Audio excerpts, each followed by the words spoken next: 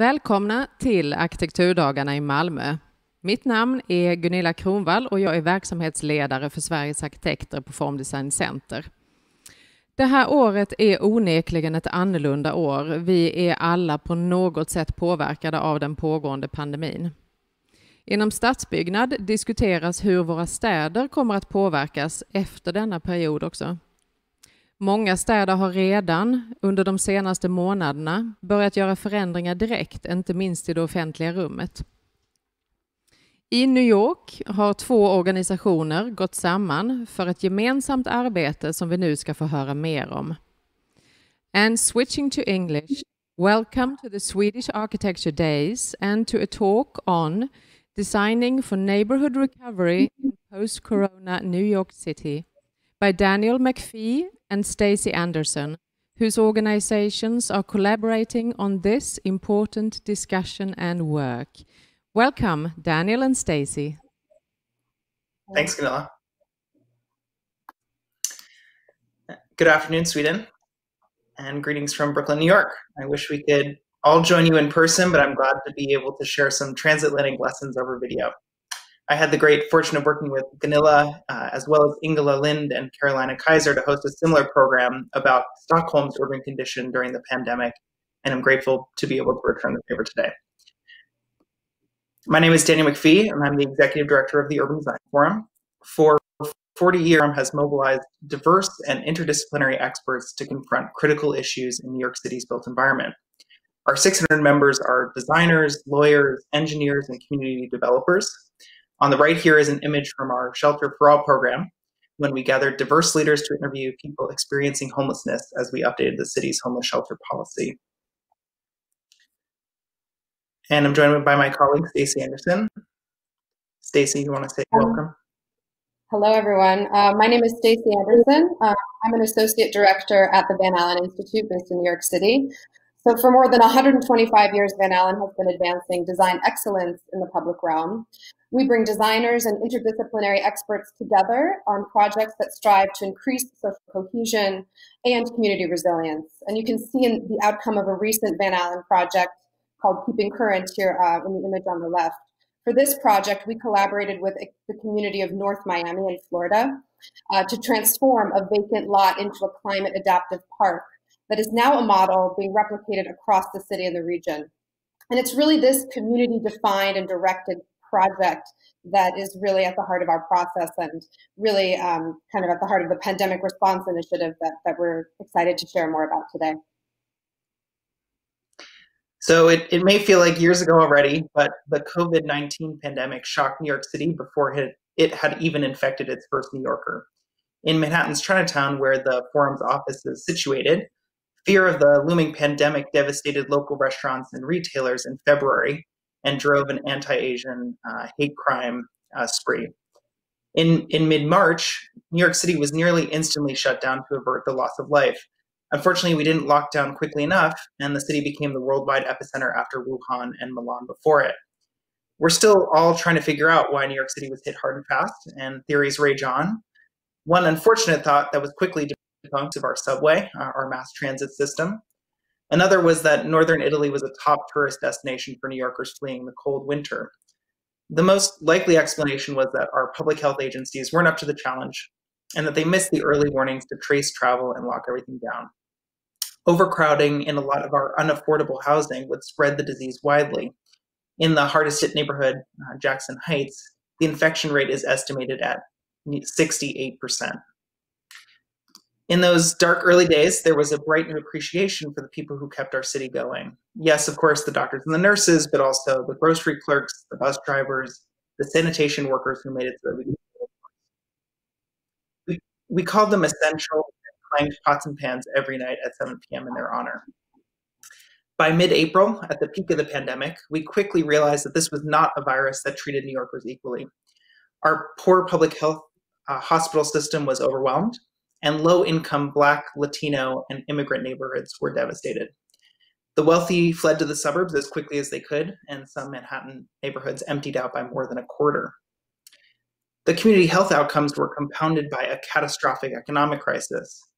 So many restaurant workers, artists, and small business owners were left with near nothing in relief. Each American got a shameful $1,200 check with an outsized signature by Donald Trump. Some got a few enhanced unemployment benefits, but New York City's incredible immigrant population received nearly nothing. The federal and municipal relief programs never reached Black and Latino businesses, and we began to see food pantry lines as long as in the Great Depression a century earlier. And yet, New Yorkers kept finding ways to help their neighbors.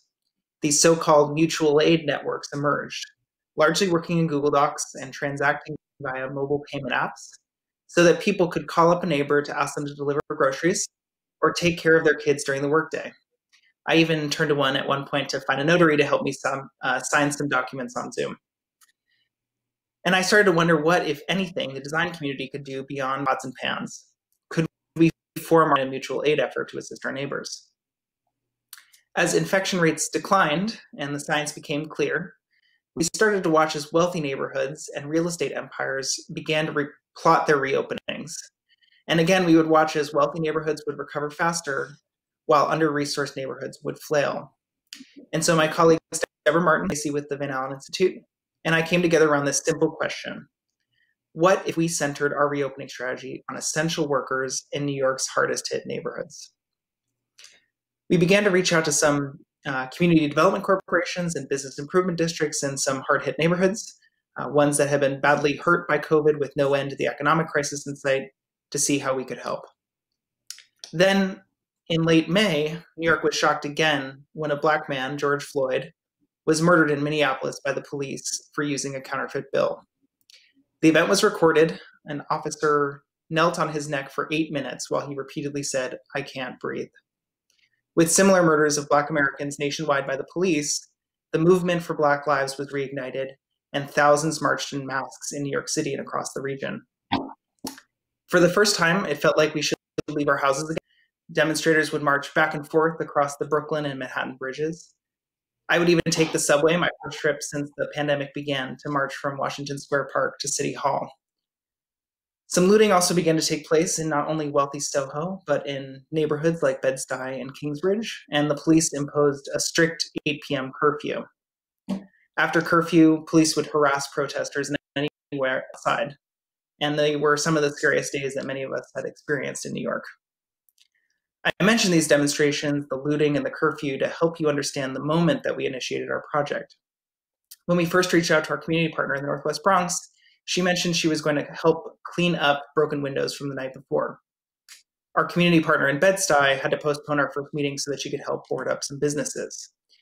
And so in that moment, we needed a different kind of design practice, one that was focused on service to the neighborhoods that had kept us safe during the pandemic, to neighborhoods that were unable to access relief programs, and to neighborhoods that had unfairly seen the consequences of looting and police violence.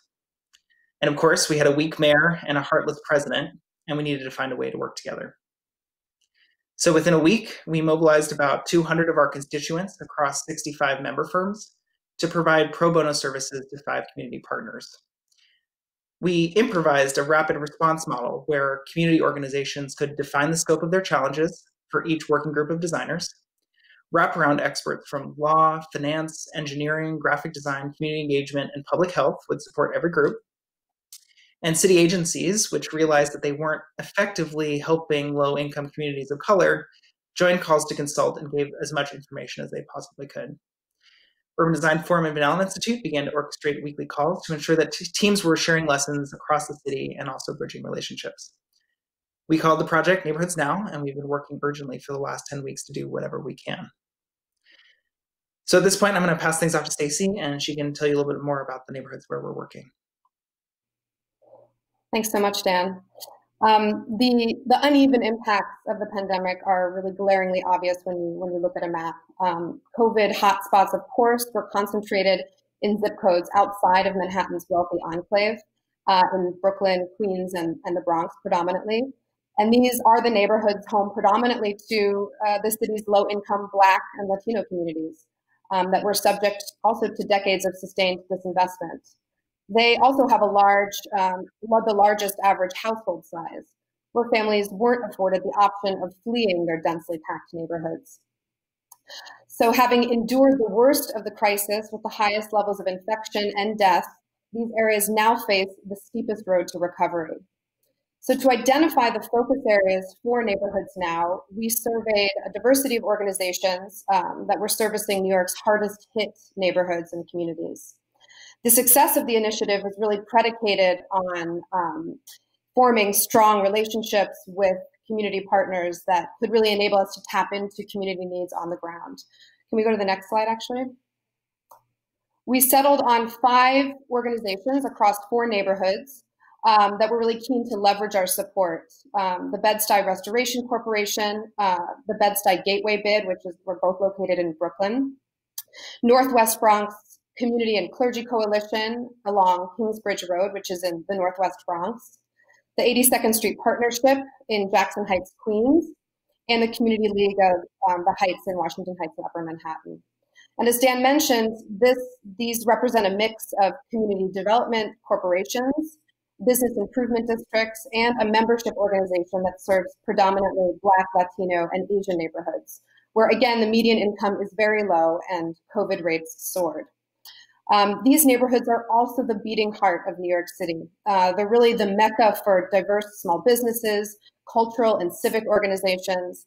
They sustain the livelihoods of countless New Yorkers, and they really give the city its unmistakable dynamism and flavor. So our first neighborhood, Bed-Stuy, covers a swath of central Brooklyn. It's historically African-American neighborhood with the highest concentration of independently owned, Black-owned small businesses in the city. And many of them were rocked by the virus, which has fueled an already high unemployment rate that predates COVID. Fulton Street is the neighborhood's bustling commercial corridor that is lined with a mix of beauty supply stores, barber shops, nail salons, and restaurants.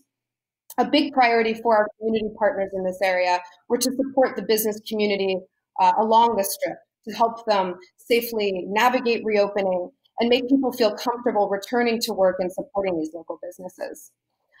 Fulton Street also was recently pedestrianized to commemorate Black Lives Matter with a mural. This gesture of solidarity has unfortunately had mixed outcomes for the neighborhood. This corridor sits empty much of the time and has negatively impacted some of the businesses by reducing foot traffic, which has raised important questions about how to make open streets inviting and economically sustainable. Restoration Plaza is another vital community hub that's overseen by the nation's oldest community development organization, the Restoration Corporation, which was our second partner organization in Bed-Stuy. And this new socially distant reality, of course, has amplified the importance of public space, while also sparking uncertainty about how to convene safely at the same time. Many formerly bustling plazas and public spaces like this one find themselves sitting relatively unused, inactive, and in need of rethinking. Our second neighborhood, Kingsbridge, is a vibrant working class neighborhood that's located in the Northwest Bronx. Predating the pandemic, the Bronx ranked 62nd out of 62 counties for the worst community health outcomes and suffered very high rates of asthma, diabetes, and obesity. And this, of course, compounded the impacts of COVID for this community. It's also a neighborhood feeling the intensifying pressures of gentrification and rising unaffordability, like so many neighborhoods across the city. A 2018 rezoning and proposed redevelopment of the Kingsbridge Armory, which you'll see an image of here. It's a huge neighborhood anchor that sat empty for many decades. And the redevelopment plans spurred a lot of speculative development and drove up land value in the neighborhood as well. And businesses that have managed to hang on often operate without leases, and they face the threat of eviction. Many in Kingsbridge didn't qualify for COVID assistance. The neighborhood as a whole only received a meager 1% of small business loan support through the municipal stimulus bill. In spite of these challenges, Kingsbridge and its rich heritage have given rise to a really incredible mashup of grassroots activism, arts and culture. Civic organizations, including our partner at the Northwest Bronx Community and Clergy Coalition, are working towards a brighter and more equitable future for Kingsbridge and are tirelessly campaigning for racial, economic, and environmental justice for residents. Our third neighborhood is Jackson Heights, which is located in north central Queens. A New York Times article this past weekend pointed out that though barely the size of Central Park, it is the most culturally diverse neighborhood in New York, if not on the planet. It's home to only 180,000 people, and in that population, 167 languages are spoken. Spanish, Bengali, Urdu, and Hindu are just a few of the languages that you'll see displayed on the area's colorful signage. The cultural richness really comes out in the neighborhood's culinary offerings. Jackson Heights is a destination for food lovers from all over. And this and other small businesses are a huge driver of the local economy and generate a lot of money that in turn is sent back home to immigrant families around the world. Jackson Heights was really at the heart of the COVID crisis. Leslie Ramos, who is the executive director of the 82nd Street Partnership, which was our partner organization there, said that if you talk to people in the neighborhood, everybody knows someone who was either sick or died from the virus. And on a single corner, 3 business owners died. So the act of coming together that really defines this neighborhood was all of a sudden replaced by fear and acute economic hardship. This was a community reeling from the loss of so many to COVID, and now 50% of local businesses were either closed or on the brink of closing. And many restaurants in the area were not taking advantage of the city's program to create open-air restaurants because they either lacked access to the information or were intimidated by regulatory hurdles and the fear of, for instance, being fined. Our fourth and final neighborhood is Washington Heights, which spans Upper Manhattan. For those unfamiliar, it extends from 155th Street to Dyckman Heights, from the Harlem River to the Hudson River. The neighborhood is majority Latino, 70% Dominican and Mexican. And Broadway runs down its spine, it's the main avenue, and supports a lot of small businesses, primarily restaurants, bakeries, and small clothing boutiques. All the neighborhoods that we partnered with on this initiative have seen a rise in storefront vacancy in recent years. High rent blight, as it's been referred to, is unfortunately a trend that's taken a dramatic toll on the landscape of immigrant and minority-owned mom and pops in New York. COVID has amplified this crisis and forced, of course, many more to shutter. And those that do remain afloat, again, they struggle to access financial relief, sift through the regulatory guidelines and permitting processes that have been outlined by the city, and are subject to ongoing landlord harassment. So right now I wanted to show a quick 3-minute video that reinforces some of the challenges these neighborhoods were confronting when we initiated Neighborhoods Now, and the value that they've derived from this program. You're coming into communities that, by and large, for the most part, are the victims of decades of disinvestment from government that is really rooted in racial inequities and policies that are rooted in racial oppression and discrimination. So many of these communities have not had some of the baseline investments and resources that for other parts of New York City neighborhoods are considered standard. Currently, the community is struggling, is one of the hardest hit. Bed-Stuy is one of the hardest hit by the pandemic. We were a hotbed for the virus, unfortunately. We lost a lot of community members and leaders in the community. We have a high unemployment rate, which was exacerbated, of course, by the COVID virus. We are inundated with social injustice, unfortunately. We need to explore temperature readings and plexiglass and decals and HVAC upgrades, you name it. We need support in all of these areas. The Bronx has become the epicenter of the epicenter with the highest rates of infection and death in New York City as a whole. With this initiative to support commercial tenants of how to get that support of how to reopen, how to get signage, how to get grants. So we're hoping that through this effort, we'll be able to not just address the small businesses, but give some kind of new look to the neighborhood that reinvigorates our community. It reinvigorates people to spend within their community. So we have a quite diverse population that we serve, but there's a little bit of coming together and it comes around food and some of the services that the neighborhood provide. We only have one restaurant that applied for the open restaurants, but they had not done anything. And through the team, it looks like we might have of the restaurants in our south side participating, and we are moving toward doing like an open street as well. So that's something that wouldn't have happened without their team support. We cannot talk about a recovery without asking for whom. Good intentions are simply not enough anymore. And so I think we need to establish an open communication with the community that we serve to sort of get a good feel for what is it that they need and want, because you got to get a buy-in. You cannot work alone on this. This is a two-way street.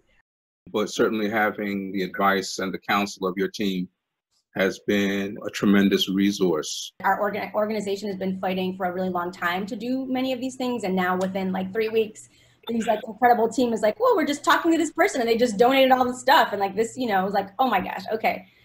This is amazing, and like, wow. Thank you. I'll hand it back to Dan, who will elaborate on some of the strategies, tools, and proposals that our design teams and the wraparound experts devised, which really, you know, ultimately we're looking to address both the immediate needs of these communities, the immediate crisis, but also advance some of the longer term community goals and ambitions that I outlined. Thanks so much. Thanks, Stacey. So for all of you today, we wanted to just share a few threads of not just what we've done to date, but some of the opportunities that we think might lie ahead. So can you advance the slide for me? One more time. All right, so of course there are some immediate and essential things that needed to be done. Retailers and restaurants reopen with limited capacity and without very much guidance from the city. And in Bedford-Stuyvesant, we worked with a bid with the largest number of Black-owned businesses, as Stacey mentioned, across the city. And our team there, of course, didn't just help with the queuing and protective surfaces, but also worked with a graphic designer to develop some signage that really reflects the neighborhood's demographics. So they welcomed volunteers to offer their likenesses. They drew some inspiration from the Women's March imagery that was developed in defiance of our federal government. And they developed an approach that proudly boasts the neighborhood's Black and Muslim identities. Second, boots on the ground. We loved it when teams put their boots on the ground. So as Stacey mentioned, Jackson Heights might be best known for the diversity of food and the languages spoken there because it's the city's greatest immigrant gateway. But it has one of the city's highest rates of overcrowding, and so it was hardest hit by the pandemic. So our team there immediately began walking the neighborhood, knocking on doors, not just once, but again and again. They took on this philosophy of, if we can't do it ourselves, if we can't pay for it ourselves, we aren't going to offer it. And so within weeks, they had established what they call a field office, this little reactivated vacant storefront on the left, where they can offer information and services to any community member that needs it. They've also had this home base for to help build restaurants out into the streetscape and replant the neighborhood, repaint its benches, and more. And they also had some fun with it at their field office. Actually, could you go back one slide? This field office, they actually had like a little table you can see in the top center where people could safely socialize at a distance. They even came up with a field office jacket design where they could store all the tools that they would need across the neighborhood.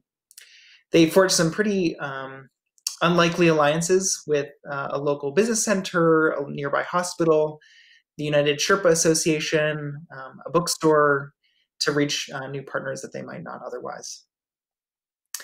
Of course, community engagement was a challenge for all of our teams.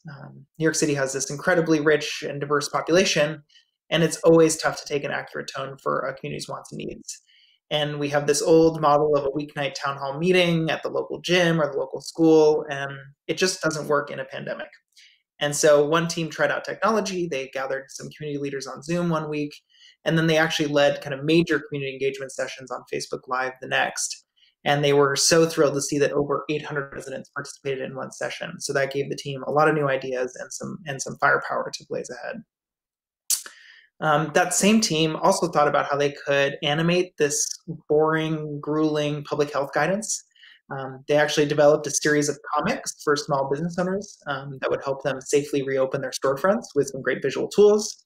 They also taught the public about how to safely access their local shopping center.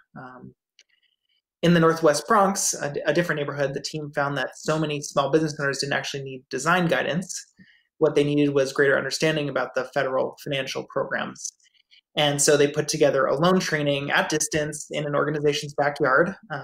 And that same team has put together an online survey and blasted it anywhere and everywhere to make sure that their recommendations are reviewed by residents and businesses alike. Of course, one of the bright spots in New York City this summer is how we've reclaimed our streetscape back from car parking to create open air restaurants. It's really brought the city back together to safely socialize and allowed a lot of our restaurant owners to reopen, as indoor dining is still not permitted here in New York. And of course, the capital costs of building an extension are really steep for small mom and pop immigrant-owned businesses. This was one Nepalese restaurant that was within days of closing permanently. Our team stepped in, they designed a barrier free of charge, they delivered it on the spot, and they got some construction manager friends to donate the plywood, they got some other friends to fabricate the barriers at the lowest possible cost. And that's kind of the success of the program, right? Each new barrier that we put out encourages a new business to reach out and request one. So our streets are slowly being reclaimed. Of course, that program is not without its challenges. One of our teams had cleared their design with the Transportation Authority and then was fined on a technicality.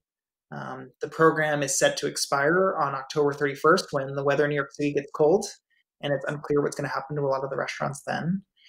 And the economics of operating outdoors still don't quite work. So a lot of owners are still hurting without government relief. But because New Yorkers with all of our tiny apartments come together over food, it's one of the happier stories of the summer. If you could stay on that slide, actually, the last slide. The city isn't quite ready to hand over all of its streets.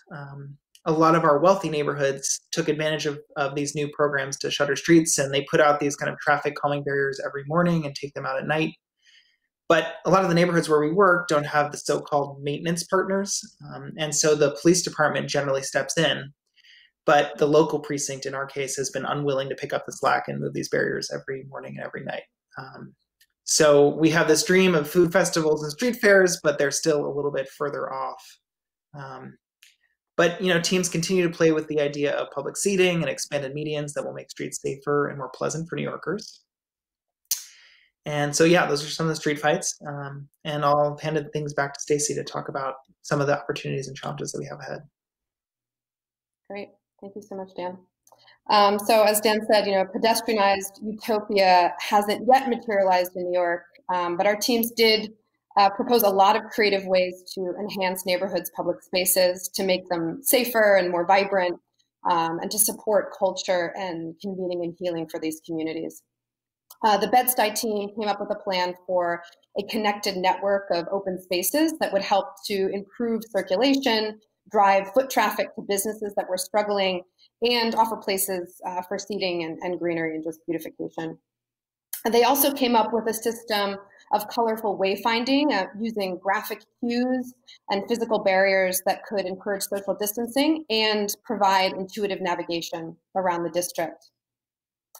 They also came up with a adopt a mural proposal that looked to engage local artists, school children, business owners, and residents in creating essentially a patchwork of painted squares on Bed-Stuy's Restoration Plaza, which I showed an image of earlier. And this would help people practice social distancing, especially during programmed events like film festivals or fitness classes, things that were planned already for the summer. And because it was co-created with the community, we think this project will showcase Bed-Stuy's history and will help commemorate some of the leaders that were lost to the pandemic. Our Kingsbridge team in the Bronx also made a point to celebrate neighborhood identity, and they actually partnered with one of the area's most prominent street artists to activate a public thoroughfare. Again, that's the Kingsbridge Armory, which I showed earlier. Restaurants really weren't alone in needing guidance to help make use of outdoor space. the team in the Bronx provided a plan for the borough's many civic, cultural, and arts organizations that needed guidance in rethinking their operations and their programming. So they came up with a comprehensive civic action plan that used parks and other outdoor spaces as learning labs, for example. They also developed a kit of parts with flexible furniture that could be handed off to the community and be used to conduct educational and other types of programming throughout the year, and were easily deployable.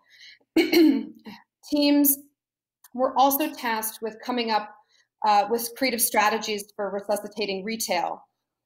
So in addition to drawing up detailed plans for de-densification of interior spaces, they thought about ways that retailers could set up shop outside in accordance with strict social distancing guidelines. So they proposed informal marketplaces with temporary sidewalk stalls for merchandise and flexible display systems. One big hurdle for the teams that actually was encountered across many neighborhoods is that the city hasn't expanded or extended permitting for outdoor businesses beyond restaurants, which they all saw as an opportunity looking forward. So they envisioned future scenarios in which the city would allow for a mix of restaurants and retail to expand into the streets, which would of course help many small businesses survive and generally create a more activated and pedestrian-friendly streetscape. So we're exploring whether there might be the opportunity to work with the Department of Transportation to develop retail activity and crowd management guidelines similar to those that are being developed for their restaurant programs. So this is just one example of the sort of ongoing dialogue that we have with city agencies around these ideas. There are a couple designs here for the types of flexible display systems that have been proposed using off-the-shelf materials, PVC piping, lumber, scaffolding. There was a huge emphasis on making them cheap and easy to assemble so that anyone could use them, and then they'd be appropriate for business frontages, vendor fairs, or interim pop-up uses in vacant spaces. And as I mentioned, the city has seen a proliferation of vacancy. The pandemic is worsening an already acute crisis that is taking a great toll on small and minority and immigrant-owned businesses, primarily in these under-resourced communities. So our teams quickly learned that measures to save small businesses would not just come in the form of sidewalk extensions, but also from offering legal assistance in confronting longstanding building violations or helping commercial tenants to navigate their oftentimes terrible relationships with landlords. So on the latter, we actually pulled in some of the city's top land use experts from a firm called Fried Frank to help organize a tenant landlord mediation clinic in Bed-Stuy to help both parties with lease negotiation. Teams proposed many ideas for vacant spaces, like overflow spaces for businesses or interim uses like the field office idea that Dan explained. But a big challenge, of course, was getting buy-in from private landlords who are often resistant to offering up their spaces for these uses. So another tool that we developed in collaboration with our legal experts is an interim lease agreement, which is on the right here, that businesses who want to operate a pop-up on a vacant property can use to approach a landlord and sort of ease that process. Teams also mapped existing vacant and underutilized lots so they could facilitate negotiations between those who had excess space and those who needed more space to reopen their businesses. And this mapping exercise was part of a larger land swap idea that was proposed by our team in Bed-Stuy. So under the current Open Restaurants initiative, businesses are allowed to use sidewalk and parking spaces that are only directly in front of their businesses. And so this system doesn't work for those that have, for instance, fire hydrants or bus stops in front of their shop. And so the land swap idea is basically helping businesses who need more space to use the unused sidewalk rights of neighboring storefronts or vacant spaces. And this is the sort of innovative thinking, again, that has come out of this initiative and that we'll be actually presenting to the Department of City Planning today in hopes of really shaping their thinking about the types of regulations that govern our post-COVID city. The city is trying to be as responsive as possible, but there, are a host of new challenges that we're going to have to tackle, like how we're going to open the city's performing arts and nightlife and other cultural centers. This is an area that still needs more thinking through. And as the weather changes and the Open Streets program expires on October 31st, as Dan said, we're thinking about what lies ahead for these communities and for these small businesses. Our Washington Heights team came up and began to contend with this question and developed an all-season canopy that can protect from inclement weather and provide ventilation so that businesses can operate through the cold months. But still many more challenges lie ahead, and we know that communities will require ongoing creativity and responsiveness. So this is just to give you a taste for the diversity of ideas and bold thinking that has come out of neighborhoods now. As I mentioned, we're continuing to engage in productive conversations with many city agencies to help, to help them think about and contend with new challenges. We're also assembling all of this work by our teams in the form of a publication, which we'll be releasing in conjunction with 2 public culminating events on October 6th and 7th, which is going to be part of AIA's Arkitekturdagarna festival, which we encourage you all to tune into. And actually, as of right now, all the materials that the team submitted is publicly available on both Urban Design Forum and Van Alen's website. So if you're curious to dive a little bit deeper into some of those ideas which we've presented, we encourage you to check out our websites. So now, we're really looking forward and thinking about whether we can replicate this as part of a second cohort, bring in new firms and partner with new neighborhoods to contend with new challenges. We're also in conversation with other cities. We've been approached by Boston, by Chicago, who are looking at this and seeing how it might be applied to their cities. And our organizations are also thinking about this model of directly connecting needs, community-based needs with resources and expertise, and its applicability really beyond COVID or sort of, immediate crisis response. So those are some of the exciting things that we're looking forward to. And I'll hand it back to Dan, who will wrap it up. Thanks so much. We're happy to field a few questions from Gunilla, but I just want to pose a few questions with all of you, and we'll include our contact information in case any of you are leading similar work in Sweden. But these are sort of the big picture questions that are plaguing us, so we'll want to hear from all of you.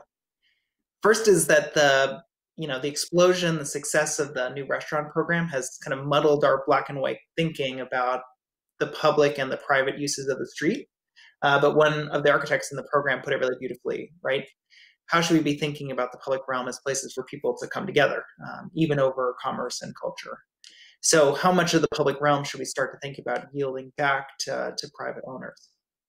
Second is, how can we change the way that we regulate the built environment to be agile and responsive to new needs? Even following the pandemic, facing increasing natural disasters, the threats of climate change, and I think we need to learn lessons right now to apply in the future. And then finally, of course, we're starting to see this rebirth of the community design movement in the United States. And it's no coincidence, right? The community design centers first emerged after the civil rights movement and the students' movement of the 1960s. And there are a lot of parallels in the present movement for Black lives. And so we're thinking about how can we actually draw strength from this moment and re-educate the design community to lead community design. So, those are the nice, simple questions that we're tackling. So I hope you'll write to us with your thoughts and ideas. But with that, I'm just going to close out and say thank you for hearing us out. And we're excited to come visit you in Sweden when everyone is safe and sound. Thanks very much. And we'd be excited to have you, of course. Thank you so much. And I think we're all incredibly sort of like impressed, of course. And we see the urgency that you've had in New York City is quite extreme. I think we've talked about this before, comparing the Swedish situation and the handling of the situation and how affected you are in New York City, of course, because it's a very, very dense city. It's a totally different setup than we have, even in Stockholm. So of course it's a very different. I wanted to ask you a exactly this about the design community coming together and working together for in a time like this. Is there a tradition of doing this, or has this been such an extreme situation that is sort of like, you know, drawn people out to help more, or is this a common way of working together in the design community? I mean, I'll speak on behalf of Van Alen. I mean, this approach, I think, is actually very central to the Van Alen ethos and the ways of working, and the success of our organization has really been predicated on bringing interdisciplinary experts, design experts together to work in service of community needs. You know, we do that through design competitions nationally, and through many different initiatives. So I'd say that certainly there's a precedent for that, and I think there's an increasing acknowledgement to the efficacy and the importance of the design community coming together and working in this way. Dan, do you want to elaborate on that?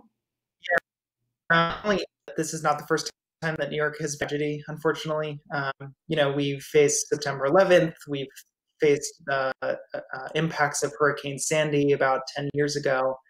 And so this is not the first time the design community has had to come to the fore and come together. But this is certainly the first time that we've all had to do it over Zoom, over video conference.